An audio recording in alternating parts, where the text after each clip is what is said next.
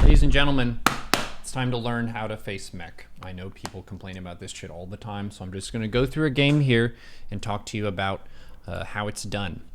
And I'm specifically going for a replay here on one of the most obnoxious maps to fight against Mech. So if you can beat Mech on Tropical Sacrifice, you can build an empire and take over the world, or like solve world's problems, whatever. You can do lots of things if you can beat Mech on this map, just to give you a sense of how difficult it is. The reason it's so difficult to beat Mech on this map is because of these ramps. Basically, each player gets 4 bases. You could say for free, but you could also say super easily. The 4 bases that you get are very, very defensible. Attacking uphill into a base like this, it's really bad. Attacking uphill like this is even worse. This is really bad. Like, you don't really want to be sending armies up into mass tank. And then this base here, maybe it's the most exposed, but they usually put a planetary here and then put some buildings here, maybe another command center. So I just wanted to go through this game here because I felt like it was a pretty good example against someone who really likes to spam tanks, which can be a really frustrating unit for Zerg players to deal with. So I'm just doing my opening build here. I do have some metagame value on this opponent that he really likes to go for passive turtle mech. He does a couple attacks with it, so it's not full passive. He likes to go for a Hellbad Banshee. Yeet at my third base. The Banshee for Terran keeps them safe against ground cheese from Zerg. So like Roachling Ravager attacks, Banshees obviously can just kill those units without losing any Banshees. So I'm getting constant queens here. I'm making overlords. My overlord timings lately have been a 33 overlord and a 36 overlord. Just making 2 of them at that time. And then you normally get the supply from your third base. Getting my injects going here. Making constant queens, refilling gas at 3:30 on the dot is pretty important, just so you maintain tempo for your lair. I have watched some people in their replays with Zerg, or just seen them in Neuro Dojo, and a really common issue with Zerg players is just being really late and or sloppy with the lair timing. The lair just moves your tech forward, like you go from tier 1 tech to tier 2, which also moves you closer to tier 3, things like Vipers and +3 upgrades and these really strong Zerg tools. And if you just don't take your lair for a long amount of time, then all of your stuff is going to be late, like your Baneling speed to keep you safe against Marine tank pushes, your Roach speed upgrade just for mobility on the map, your ability to block Hellions and that kind of thing. So 4:30 lair is a really good time to write down and memorize. So what I do is I get the Ling speed with my first 100 gas, and then I pull off gas completely. 3 minutes 30, I put back on gas, and then it lines up pretty nicely to where at about 4:30, you could take a lair and a Baneling nest, or a lair plus a Roach Warren. So get your lair at a decent time. Getting my queens in position here. I know this is a Mech player, so I'm just going to go Roach Warren instead of Baneling nest to start. Getting another gas here. It's a little bit early, but not a big deal. And this is going from 1 gas to 2 gas. Notice I'm not taking more than 2 gases right now, because right now I'm making drones, which are all mineral, queens, which are all mineral, and then roaches, which are more minerals than gas. 3-to-1 ratio. Get my 431 spore per base. Hellions are driving around. Ling's getting a nice pickup there. Cool. Spreading creep. Keeping my inject uptime going. Trying to get that 3 base saturation. I'm putting 1 Ling at each of the 3rd and 4th base locations.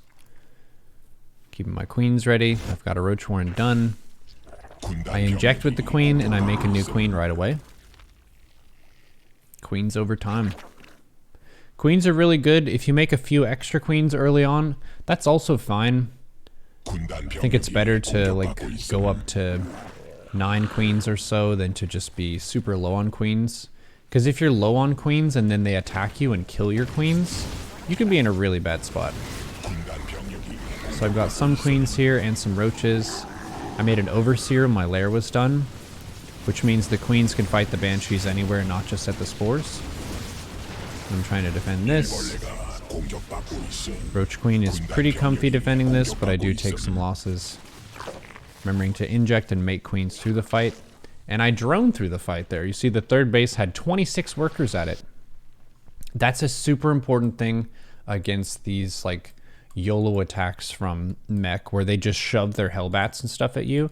A really common mistake that I make is I'll have Hellions driving in or Hellbats attacking me and I make Lings and I'll look at the production tab sometimes and I'll see Ling production during the end part of the fight. And that's really bad for a couple of reasons. One of the reasons is Lings don't trade well against Hellions or Hellbats. Another reason is they often don't have their third base established yet, so there's nothing for the Lings to do on offense. Like he's already making more Hellions, and 2 Hellions behind this wall keeps the Terran safe against like 50 Lings.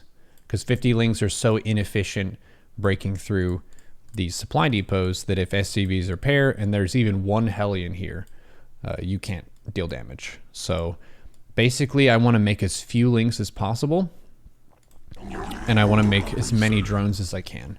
And the Roach is a really nice unit for these Hellbat pushes in particular because they're larva efficient. 5 Roaches is going to do a lot better in this fight than 30 Lings. And 30 Lings cost a lot of larva. 15 to be exact. So look at the production tab. I just made 6 roaches. And I'm making 2 more roaches. And a queen. And then I'm making 12 drones. I would say this might be the play of the game for me. It's only 5 minutes 41 in a 30-minute game. But this is going to put me really far ahead. Look at the units tab. 42 SCVs versus 57 drones. When I get these new drones out, I'm going to be zooming. And honestly, this is how you punish turtling. You don't punish turtling by trying to force aggression into it because that pays off their hyper defensive strategy. You punish turtling with heavy droning. And you just have oodles of income.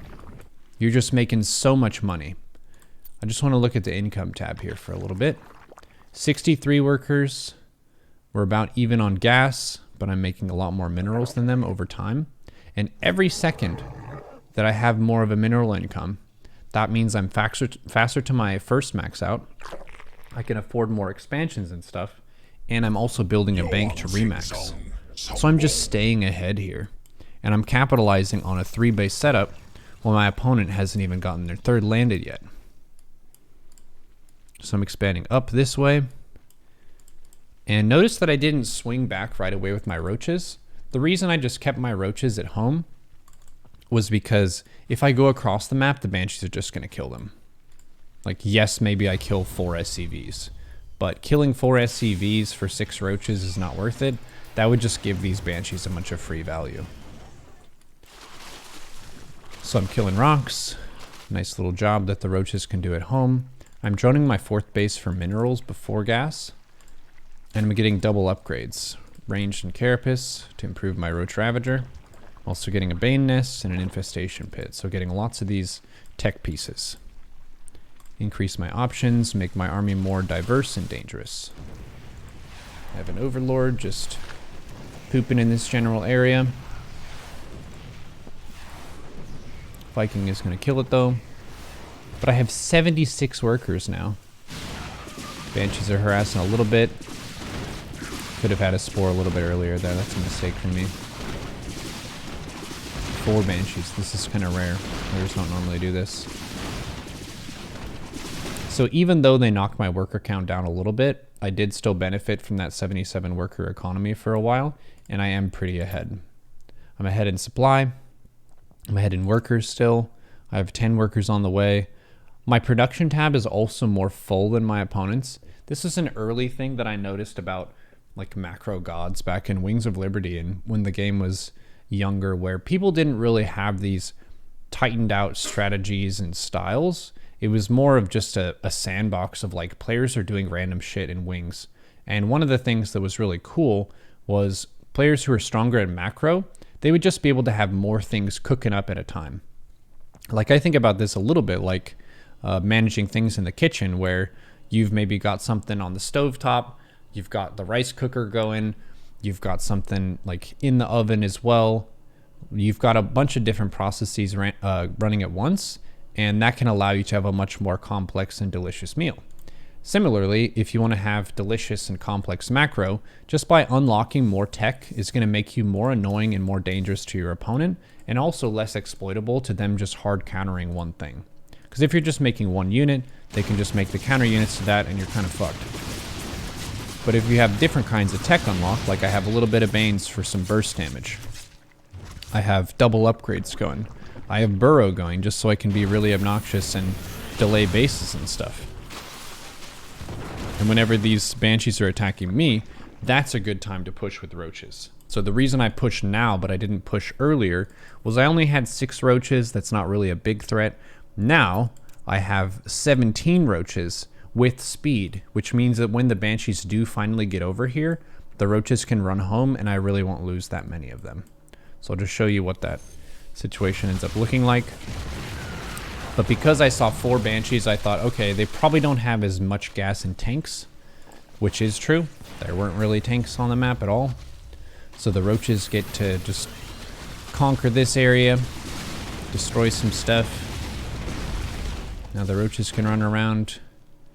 And units that are in motion usually take less damage than stationary units, because these units have to spend their turns to chase rather than to shoot. Burrowing a roach there, just being annoying. And I am very ahead in supply. I failed to scout this base, but sometimes Terran players will try to do this. Roaches are running around, kicking butt. I have 83 workers now. My 4th base is very saturated. I have 2 spores this time since they're heavy on Banshee. Banshees are trying to shoot at me and stuff.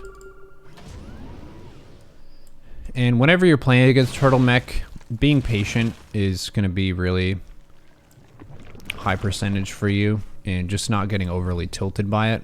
I know this is a really tilting situation for players where I've heard it from them where they get upset that their opponent isn't active on the map. They're low APM. They're just sitting at home. And I'll vent about it too. Like this is the sit at home strat. You make a massive clump of tanks and you have workers that are getting money. And that's basically all they're doing. But it's a really good strategy because it has a clear advantage to it, which is they take amazing defensive fights with this setup. So what I want to do is I want to set up the map later on to when they do move out, I have really good places to take fights. This map has a bunch of obstacles that are great for mech, like these rocks are great for mech, these rocks are great, these rocks are great, these are great. So when I have these downtime windows and I have an army, breaking these rocks down is really good. Other tech stuff that I'm going for here, mixing in some swarm hosts. 12 is kind of a magic number of swarm hosts where it can give you a little bit of extra burst damage with your fights, but it doesn't overcommit you to a really supply hungry unit. So I throw the locusts in, and then I go fight with the roaches maybe. Just kind of see what's up here. So he's got a million tanks.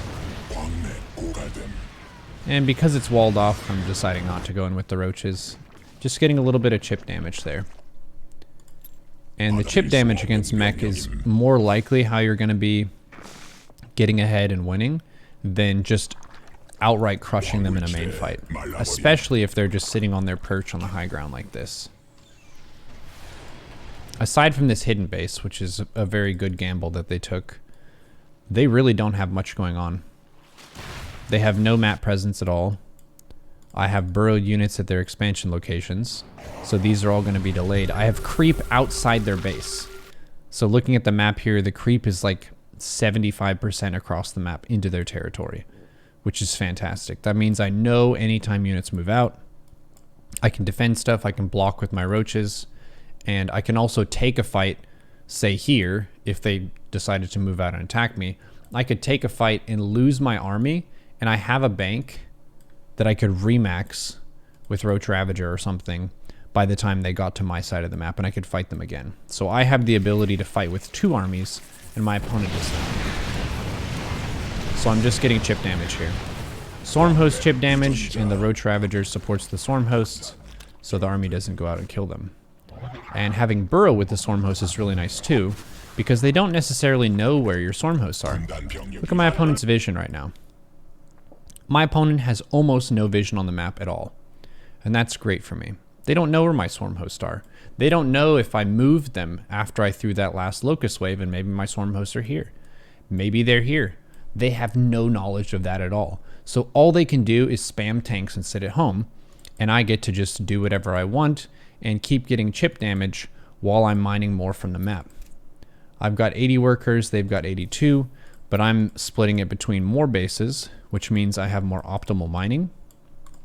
I don't really have any inefficiently saturated bases right now. My opponent has this inefficient base. They have this very inefficient base, 17 of 8. And then this is also a little bit inefficient. 20 out of 16 is still fine though. But yeah, this is one of the disadvantages of really digging in and being a turtle player is there are going to be periods where your income honestly kind of sucks because you're so jammed up on few bases. It's a gross situation. Like, it feels annoying as the Zerg player to feel like, man, they're just not moving out. But on the flip side, they do get a pretty big minus for that in having a very shitty income setup, even with a high worker count. So I take this fight here. Not the most beautiful fight of all time.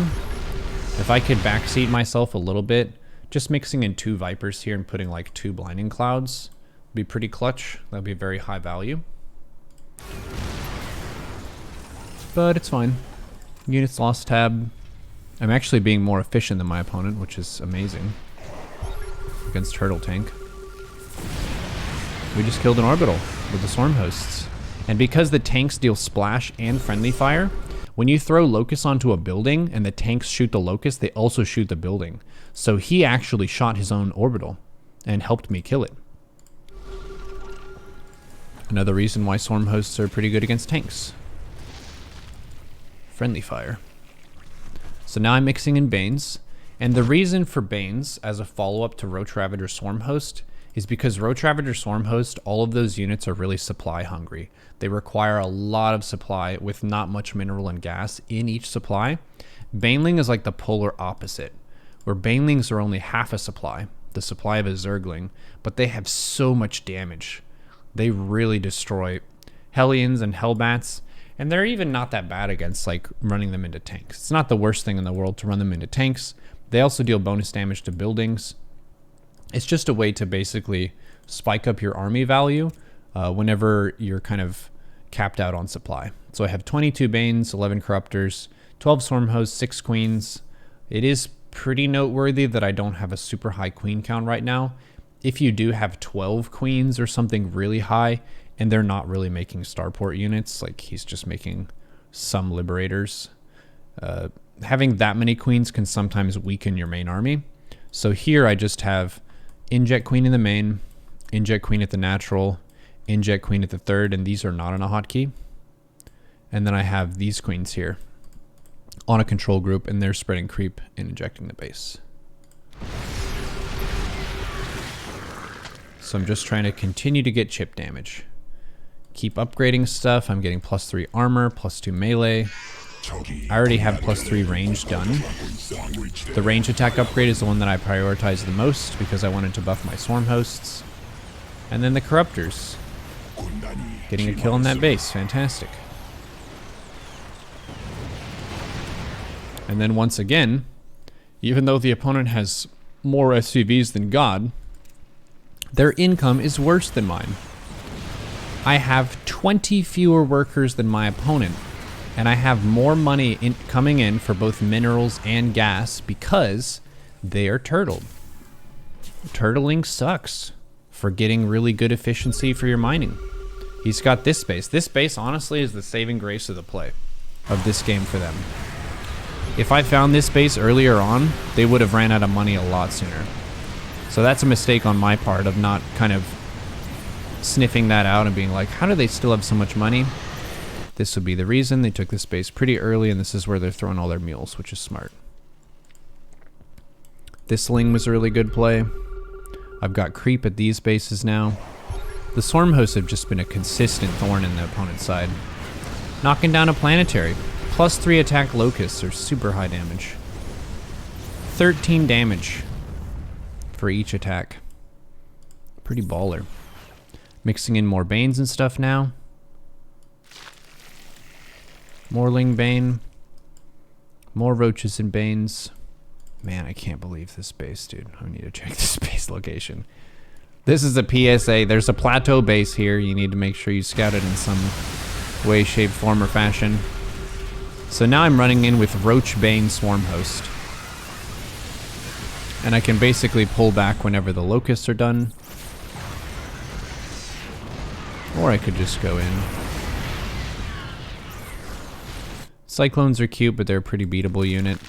Since I have Adrenal, and I do have pretty respectable melee upgrades, I am going for some Lings in the mix. Getting a more diverse composition. Roaches kind of fall off in the late game, just because their attack speed is pretty slow. And this is them getting punished for going out on creep and being turtled up. Again, if you're turtled up, you can't manage creep. And that means that if you do move out, Lings can get on top of you super fast. So kind of zooming out and getting a big picture here for how to really punish a turtle player. You punish a turtle player by shoving creep over the whole map.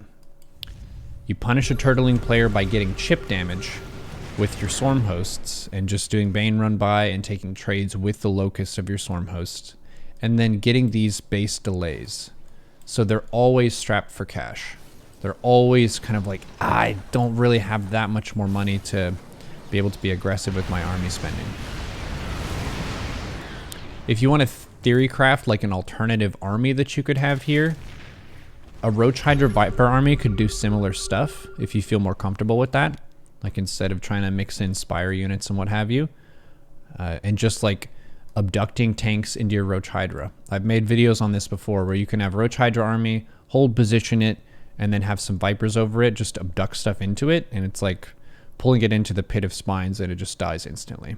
So that would be another approach where you have a similar idea of having your army outside their base, and anytime you have Viper energy, you can just pick off some of their units. The opponent is super low on gas. That's going to be one of the limiting factors for Mech especially, because they want to make these gas-intensive units. This base is very much getting mined out.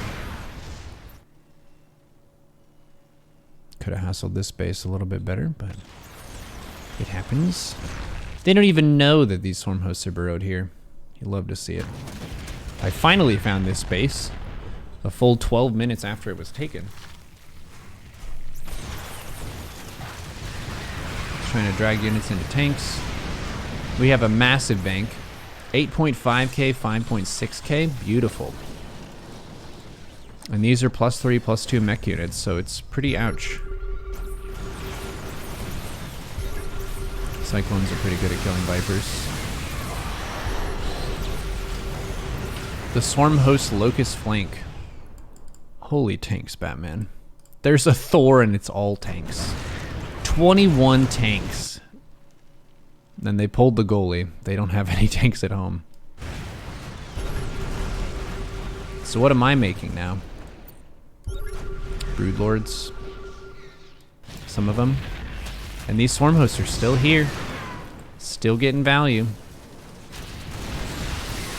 Ling Bane bashes in this base. And this Ling, want to give a special shout out to this Ling delaying this base. Get Burrow. You're against Turtle player, get Burrow. Do this. It's very cheap. That just costs them 1 mule to do that. Plus it costs the attention of getting the Hellbats to go over there and the attention to re-land the base at a later point. It gives you all kinds of benefits for a very low cost of 100 minerals, 100 gas. I know people have been getting on to me on Reddit for being just a shill for Big Burrow, but Burrow is a very good upgrade. Has lots of utility. Getting a 30-second to a full minute delay on a base is insane.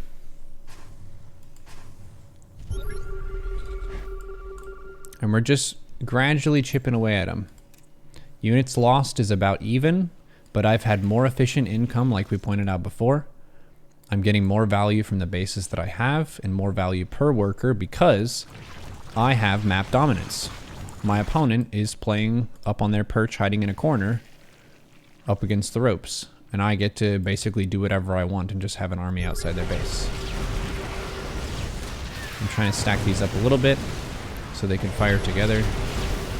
And I brought my queens now, because that's a pretty big part of my supply. And now we have infestors. So Broodlord Infestor is a really good late game army. If you're against Mass Thor, you can Neural some of the Thors.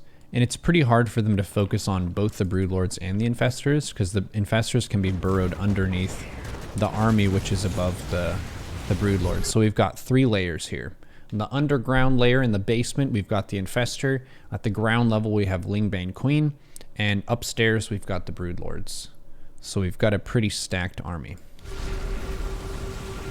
Scan this. Broodlords are chilling here. Lingbane can clear the Hellbats, which means the Broodlings have more direct access to the Thors.